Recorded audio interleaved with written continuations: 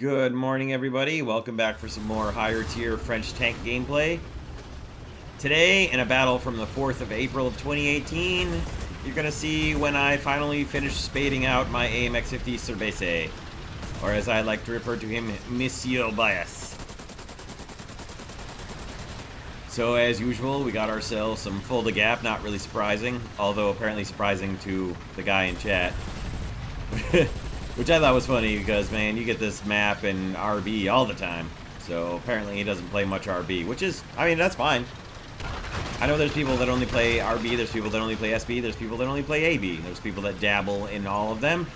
And there's people like me who mostly play only RB and then occasionally do the daily arcade assault event. And sometimes when I notice there's tanks I want to drive in SB, I'll play SB. Also, the chat was kind of entertaining throughout this entire battle as well. And hopefully some of you recognize my joke reference there in my chat. I'm sure some people will. As I'm trying to chase down my friend in the Object 906 here and make it to the B point fast enough. Fast enough with enough time to get in on the capture and hopefully a bit of the fighting that tends to occur at the B point here.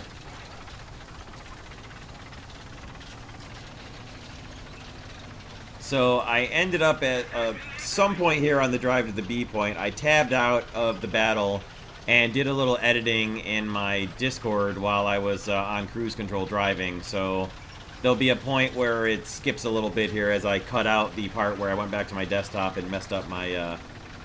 Basically, the guy who said, if I become a fan of Orange Fam, will I be called... If I become a fan of Orange Fan, will I be called Orange Fan Fan? And I said, no, you'll be called Orange Fam. And then I realized that that's the name I need to make for all of my Discord members is Orange Fam. So that's what I did. And there we are. So I popped out, went out there real quick, changed it. I don't know if any of my guys even noticed in my Discord, but the ones who watched the video will notice now. Anyway, that's when I did it, all the way back on the 4th of April, in the middle of this battle. So as we did, the nice thing about that, though, is that it skipped a little bit of the drive time. You guys don't have to sit there and just watch a Cervese driving up a hill. Took a couple minutes there to fix.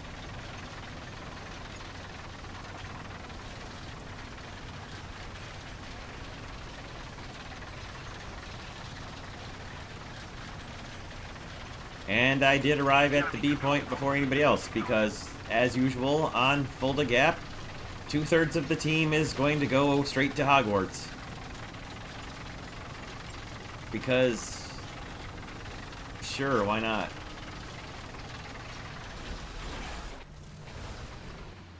I almost managed to not knock that pole over, but I did see a shadow coming, which was nice.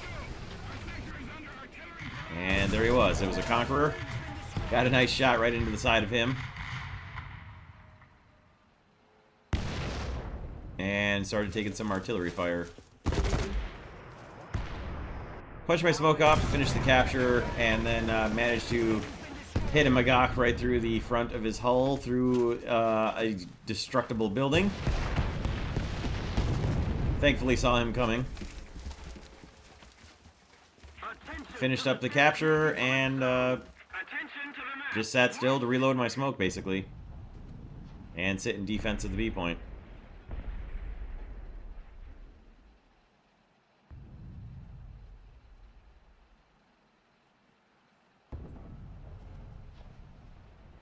Attention to the map.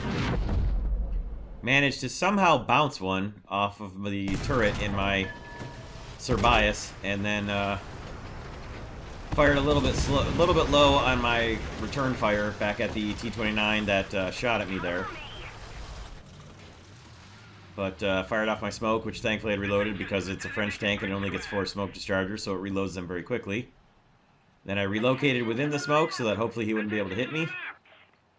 And then marked him and backed off to wait for my smoke to reload again, and then I planned on charging him after that once I got the smoke dischargers reloaded.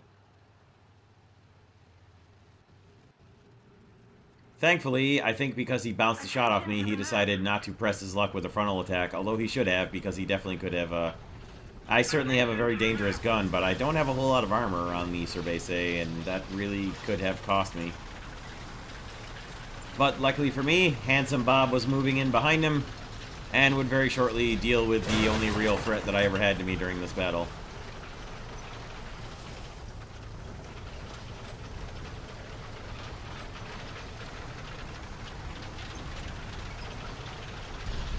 And he's giving him a hit right now.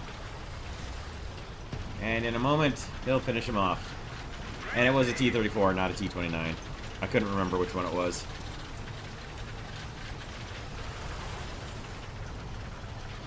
So I decided, alright, I'll push my way over to Hogwarts, I guess, and help the guys at sea, because that seems to be where the fighting is actually happening.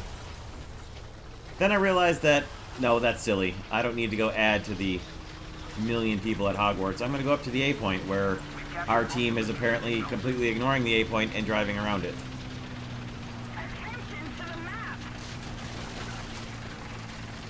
So I'm going to relocate down the hill and head back towards the A point as enemy air flies over. And it's a P-51, so potentially a dangerous ground striking aircraft. It can carry bombs or HVARs, but it didn't look like he had any this time, so probably just strafing, which can be really annoying, but isn't dangerous per se unless you're an open top type vehicle.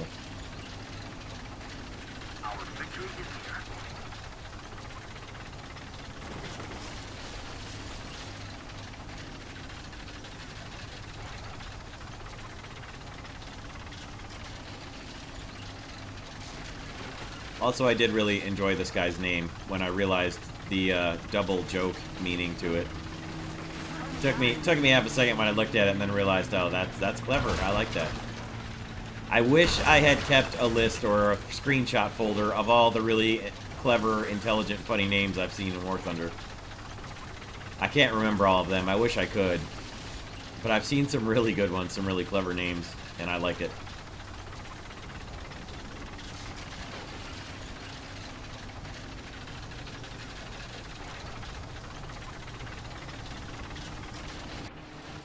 Handsome Bob had himself a killing in this video, this battle. He did really well.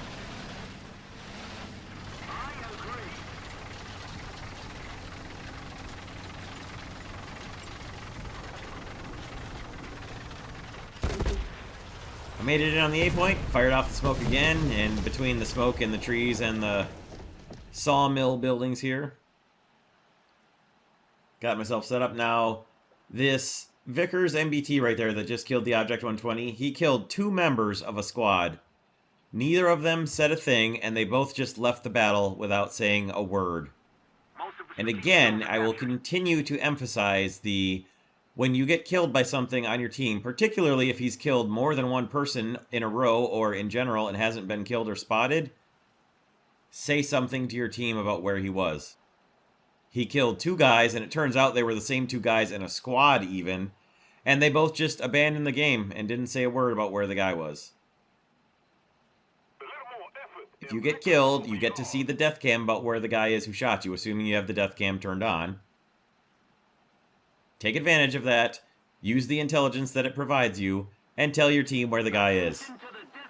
Sure, he's in the woods in the forest in the woods near A, but there's a lot of forest and a lot of woods near A on this map, so he said something, that's good. I'm glad that he was saying something about where the guy is, but it doesn't really nail down the location on this map. There's woods all over the place near all the caps, and unfortunately the map doesn't even really, the mini-map doesn't show you elevation very well or forested areas terribly well on this. There's very light elevation lines, but they're not great. And the forested areas really don't show up very well on this mini-map for Full to Gap at all. So I basically just sat tight and waited for the Vickers to move in because I didn't really want to go driving around looking for him when I have no real good idea where he is. So as I can kind of somewhat hull down behind these logs here, I kind of pushed in for those and started searching. Decided to take a couple pot shots at the P-51 going by. And kind of hoped I would draw some attention from the Vickers maybe with my gunfire, although I didn't see any movement, didn't hear anything. Don't see him shooting at anybody. And decided to take another crack at the P-51 as he went by. I think I was a bit ahead of him there.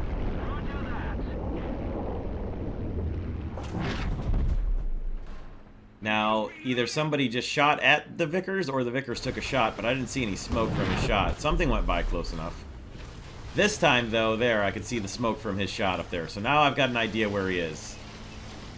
Probably hull down on the backside of that hill, but at least I know he's by that slightly lower single tree by itself right up there, so I can at least see where he is. So now I've got an actual idea of where this guy is, and I can kind of zoom in and zone in on that location and watch for him to come up over the top of the trees again. Top of the hill, I mean.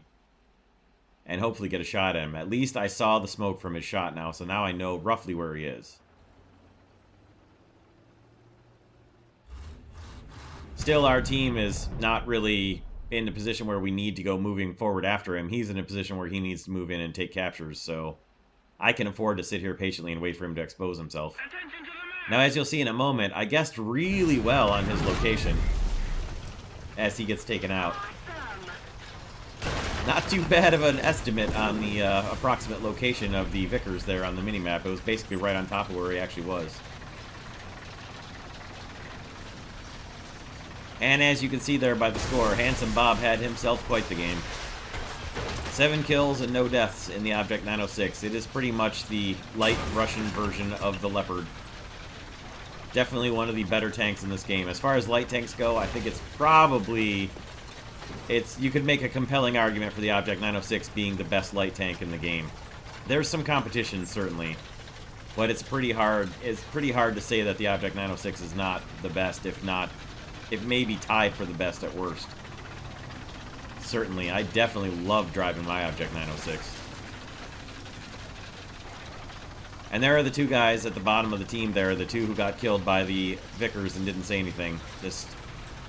You have the opportunity to contribute to your team even by just typing or even just clicking on the map. One of them could have clicked, the second one who was killed out, or wasn't killed out yet, the Object 120, could have clicked something. At any rate, I won't belabor that point any further as we're moving up to try and wrap up this battle here.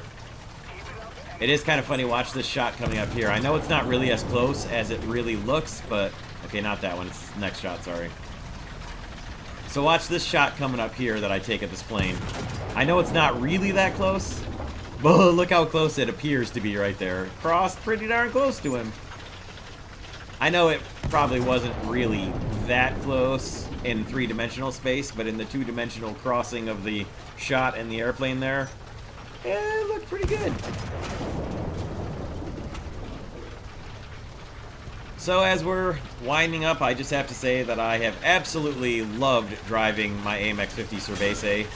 It very quickly became one of my favorite tanks in the game altogether. I don't know if it's my #1 favorite, but it's certainly up there.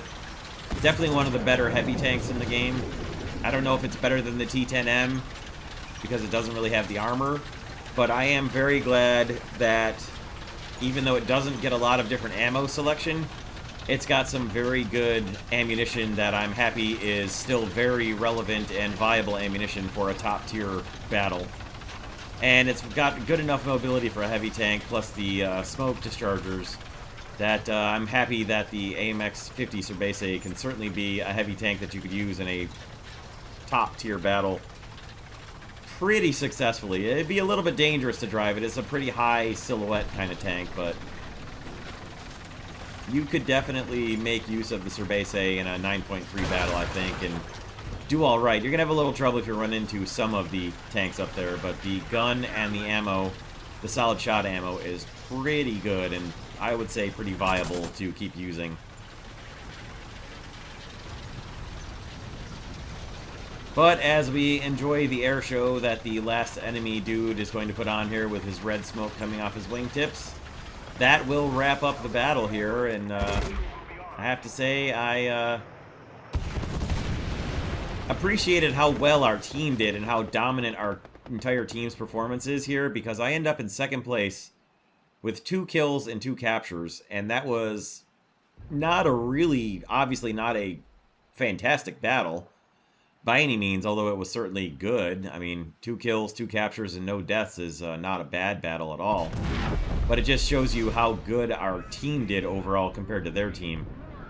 And when the team scores come up, pay particular attention, pause it even if you want to, and just compare the kills on our team to the kills and deaths on their team. But nearly 5,000 points of research towards my AMX-30 B2 Brennus, and spaded out with the transmission complete for the Cerbasi. And there's Handsome Bobs with his very good battle, me in second place, and yeah, those were all the scores comparative to the teams. We wiped them out. Pretty good fight still. And there we go. I even got an extra bonus 17,400 research towards the B2 Brennus for spading out the Monsieur Bias. So hope you all enjoyed this one. Have a great day, everyone, and take care. Thank you for stopping by and checking out this video. We'll see you next time.